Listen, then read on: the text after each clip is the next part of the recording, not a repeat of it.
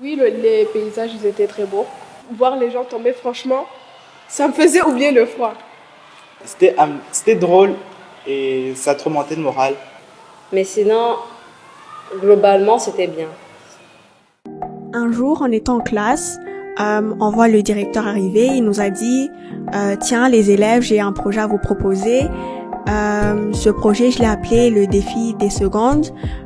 Toute la classe était intriguée, voulait savoir c'était quoi. Il nous a dit que c'était un défi sportif, qu'il fallait marcher pendant 3 jours en suivant le chemin que faisaient les Burundais lors de l'intronisation des rois à l'époque.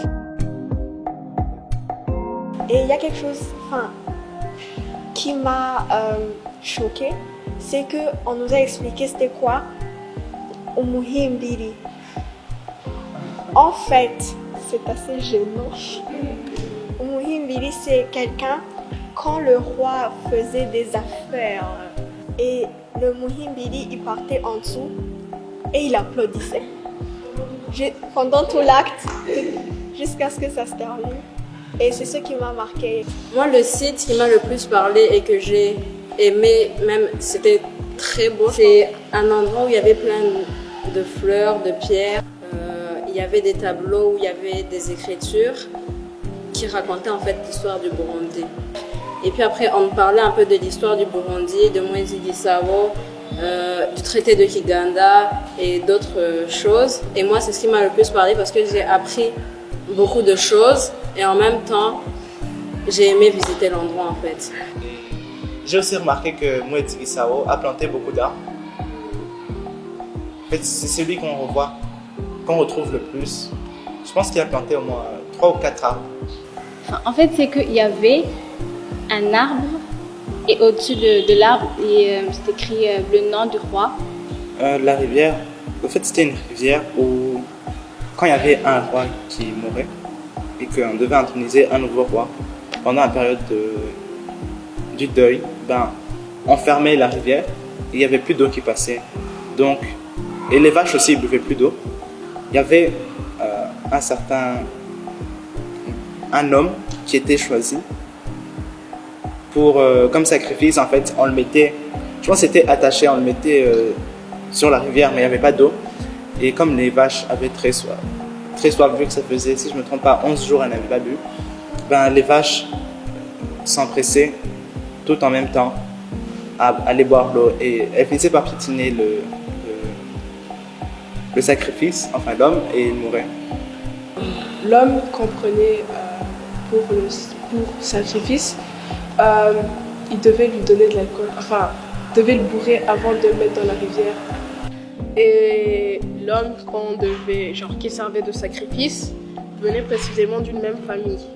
Genre, chaque année, à chaque fois que le roi mourait, on prenait un homme d'un même clan, on le prenait comme sacrifice.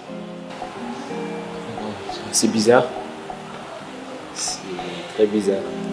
En plus d'être un défi sportif et une découverte historique, ça nous a permis de voir que notre mode de vie est très différent de celui des gens de la campagne. Déjà, on voyait plein de femmes vieilles qui étaient encore en bonne santé, alors qu'ici, la plupart, elles ne peuvent pas faire ce que les femmes de l'intérieur du pays font.